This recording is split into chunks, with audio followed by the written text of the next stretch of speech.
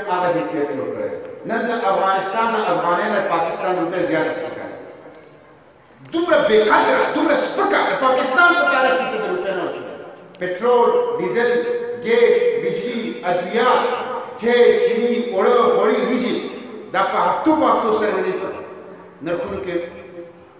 اضافه روانه ده یو زبردست قسمه سونامي ده د ګرانۍ یو زبردست قسمه لهر دی د ګرانۍ په دې وطن باندې مسلط دی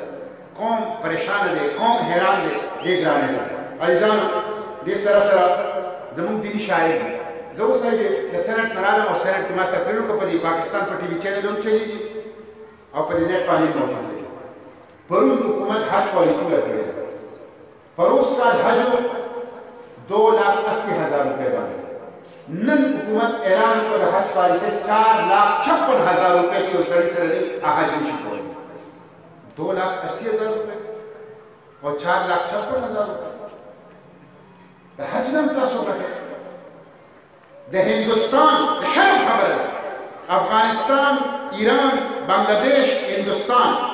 د دې څلورو ملکونو د حج اخراجات دا د پاکستان نه کم دي د پاکستان اخراجات د هندوستان د حج اخراجات نه مخکې وایي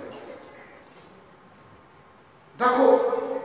د مدینې ریاست نه جوړه او د مکې او د مدینې لارې په خلکو باندې بدلې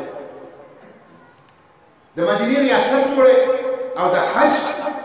دا حج خو داسې دی چې ټول عمر خلک پیسې جمع کوي په آخرت کې به حج ته ځي نوکري خلک کوي پنشن باندې حج ته به ځي زنانه خپل کالي خرڅ کوي حج ته به ځي په 4,56,000 روپۍ باندې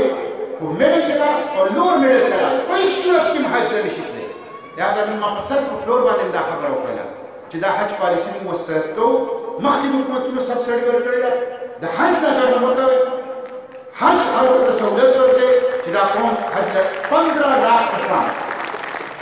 په تېر کال کې 15,00,000 خلک د پاکستان نه حج او عمرې ته تللي په دویم نمبر باندې په دنیا کې موږ پسې انډونیشیا دی او د هغې 8,00,000 خلک تللي 7,00,000 خلک کم دا دومره خلک د دې وجې نه چې دلته خلک مینه له اسلام سره حج کول غواړي عمره کول غواړي مکې او مدینه کې زیارتونه کول غواړي عبادت کول غواړي د الله د حکم تعمیل او اطاعت کول غواړي که چېرې دا قیمت کم شي د دې نه زیات خلک به ځي او دا د حکومت فرض دی